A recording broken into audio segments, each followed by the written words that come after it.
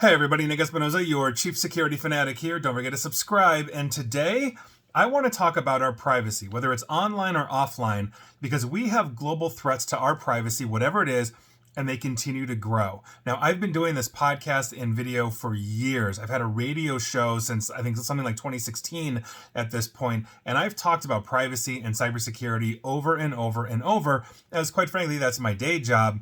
But I've been looking through my notes and I've been looking through the videos and the segments and the radio shows that I've done, and I've come up with 28 different ways that our privacy is being violated, basically coming from more modern things to stuff from about 10 years ago or so, and everything in between that we are seeing. And so I want to go down that list and I want to talk about how our privacy is being violated, essentially why it's being violated as I'm talking about these things, and what we can basically do to essentially defend ourselves from this.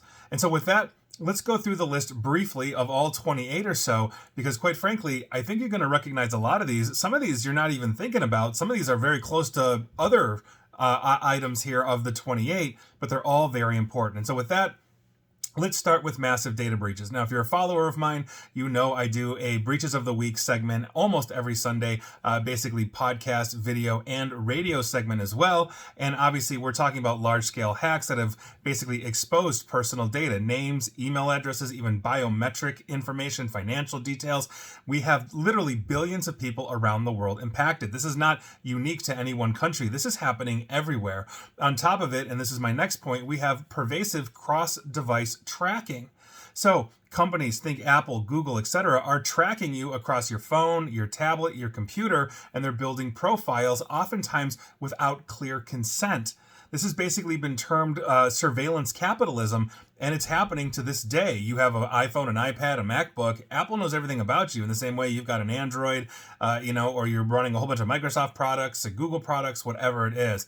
On top of this, we also have targeted advertising and third-party tracking. Advertisers and analytic firms are collecting browsing and behavioral data through cookies, beacons, all of this, and therefore we're getting these highly personalized ads, potentially manipulating us. That's a huge issue as well. Social media oversharing and profiling as well. Sometimes we are the guilty ones as well, but platforms like Facebook and Instagram are collecting location tags, photos, preferences that can lead to things like identity theft, cyber stalking, targeted manipulation, all these kinds of things.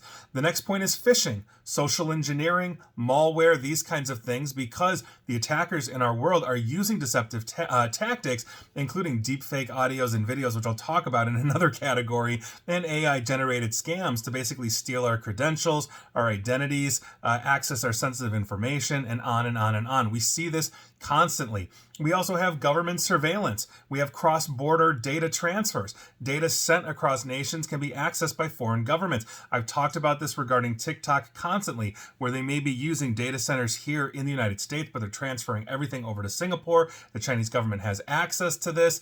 Obviously, this has been a huge thing. The UK has been raising concerns over state surveillance in these terms as well. It's a huge, huge problem. On top of it, we have privacy risks from digital health and e-commerce platforms. Health apps are oftentimes requesting unnecessary permissions or they're leaking sensitive data. We had a massive problem with that with online portals sending information to Facebook and Google. Many online shops are sharing personal information with third parties without our consent or even our awareness. It's a huge problem as well. On top of it, we have lack of transparency in data collection and usage. Many platforms are failing to clearly disclose what data they're collecting on us, how it's processed, who it's shared with, what purposes, et cetera, et cetera. So we really don't have informed consent because we don't know that this is necessarily going on. On top of it, we have basically a very huge inconsistency in data protection laws around the world. They're weak a lot of times, and not every company protects data or privacy in the way that they should. The United States, for the record, is behind on this as well, but these global disparities in privacy really stand out. The EU's got strong language in GDPR, but by virtue of all of this disparity around the world, we have uneven enforcement and exploitation by companies that can move across a border, set up shop, and start basically having their data centers there where they don't have to basically adhere to a GDPR. And oftentimes we don't know that's happening. We might be installing apps made in China, sending data back to China, and we think we're just playing a fun game. On top of it, by default, I've talked about this ad nauseum. This one really pisses me off. I literally just talked about this the other day with Facebook and Meta's AI. Basically, we're by default being opted in to all of this. On top of it, they're using dark patterns, like websites and apps that are using manipulative user interfaces, aka dark patterns, to basically trick us into sharing more data, subscribing to services we didn't realize we were subscribing to, bypassing privacy options, and more. On top of it, we have a whole bunch of IoT or Internet of Things out there. A lot of it is very weak and insecure, which basically could lead to access to our network. Oftentimes, they don't even have basic security or default passwords, and so people can get into these things, get our information. We had a whole rash of issues with Nest thermostats basically being hit through Google accounts that were weakly secured, all of that. On top of it, facial recognition and biometric surveillance is being turned up to 11 around the globe. Governments and private entities are increasingly deploying facial recognition in public spaces, oftentimes without our consent or recourse. I travel a lot. I'm seeing more and more cameras taking pictures of my face in a way that's just never been, in all the years I've been traveling. These are obviously human rights concerns around the globe because God knows what governments have pictures of me, et cetera, as I'm traveling there. And again, data laws are disparity. On top of it, our kids. Basically, there's tons of violations of their online privacy. Many platforms fail to protect children's data appropriately. Either they're collecting data without parental consent, or they don't have adequate safeguards on things like social platforms, games, ed tech tools. And it's very hard for parents, especially those that aren't in things like cybersecurity, to find out about these things and actually do something about it. On top of it, we have persistent identifiers, device fingerprinting, all this kind of stuff. So even when you or I are blocking cookies, sites are still tracking us basically through subtle device characteristics, fonts, screen size, browser versions. All of this basically turns into a unique fingerprint, right? On top of it, data brokers and secondary data markets are essentially collecting a lot of this information. They're collecting, packaging, selling personal data to third parties, including advertisers, political campaigns, insurers. Facebook got in trouble due to Cambridge Analytica over this exact same thing. Mark Zuckerberg should be in jail. It's a huge issue, and we have basically no real awareness or control over this until it's the aftermath. Everything that we do is reactionary because we find out after they've actually done it. On top of it, we've got now AI issues because AI-powered profiling and prediction is becoming a thing. I did a recent segment on that as well. So AI models are being used to analyze our behavior, predict future actions. Like, okay, think about your credit worthiness, right? The Equifaxes of the world are using AI to see if you're credit worthy or not, your suitability for hiring, your risk of being a criminal. There's been police that have looked at this and said, these are high crime neighborhoods. So statistically speaking, you're probably going to be a criminal more than not. This doesn't really have transparency. It doesn't have the ability to contest outcomes. It's a huge, huge issue. On top of it, cloud storage vulnerabilities, right? We're saving everything to the cloud, but many organizations store personal data in cloud platforms without proper configurations or access controls, leaving data exposed due to mismanagement, rather than just simply hacking.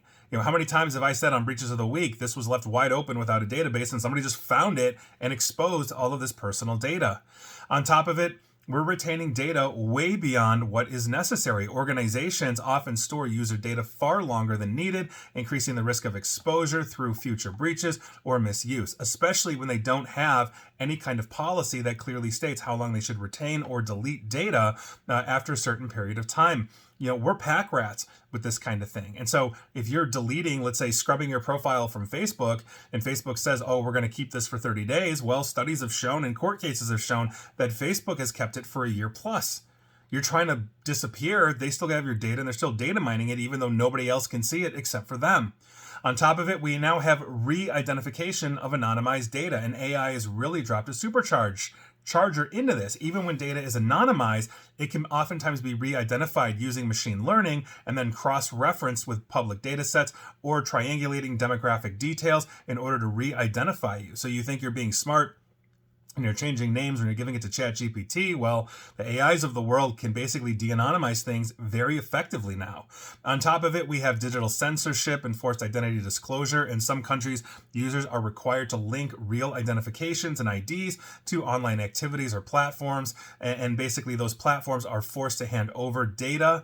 Obviously, that is a huge problem for dissidents and free expression in oppressive countries, but that is happening right now. We have laws coming, basically here to the United States that are saying, yeah, you should need an ID in order to sign up for like an adult website, and the whole point of that is to like, thwart the pedophiles or something like that. But the vast majority of us are not that. And if somebody just wants to go to an adult site and enjoy themselves, so let's just leave it at that.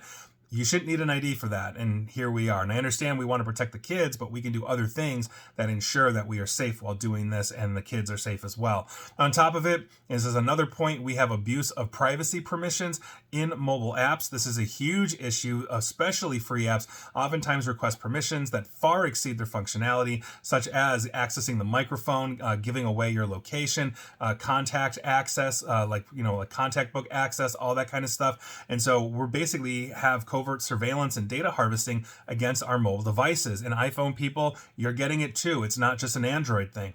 On top of it, terms of services and end user license agreements are oftentimes a hot mess. They're a billion pages long and confusing. They're skewed in favor of the company. And essentially these EULAs or terms of service are oftentimes granting them broad rights to share, basically modify your data. They have virtually no accountability. Facebook was a complete mess with that. They even slimmed down their user agreement and nobody reads it. I've read it. It still sucks. Employer surveillance and productivity monitoring is the next one. Now we are seeing software that can track even your keystrokes, your mouse movements, your screenshots, webcam feeds, to make sure that you're actually in front of your computer. And it's really blurring the line between workplace oversight and personal privacy invasion. On top of it, we have unregulated use of location data. Mobile apps and devices, I mentioned before, they're collecting location data. They're selling it to third parties. Law enforcement oftentimes is buying this. I've done entire segments on that as I went back and looked at these. There's no real consent. There's no real anonymization here. They know who you are, where you are, and maybe what you're doing. On top of it, we've got spyware and commercial surveillance tools. Think Pegasus, all those kinds of things. Government and criminal groups are deploying this all the time, like Pegasus. Like I said, they're monitoring journalists, activists, political opponents. Oftentimes, there's no legal justification or no legal right to do it, and it's still being done. On top of it, we have algorithmic discrimination using our personal data. AI, thank you very much. They're trained on bias or incomplete data, and so they can produce discriminatory outcomes such as, the verticals of like lending, insurance, housing, hiring. There's no real visibility into how these are made. Basically, healthcare companies have gotten in trouble rejecting so many different claims as a result of this.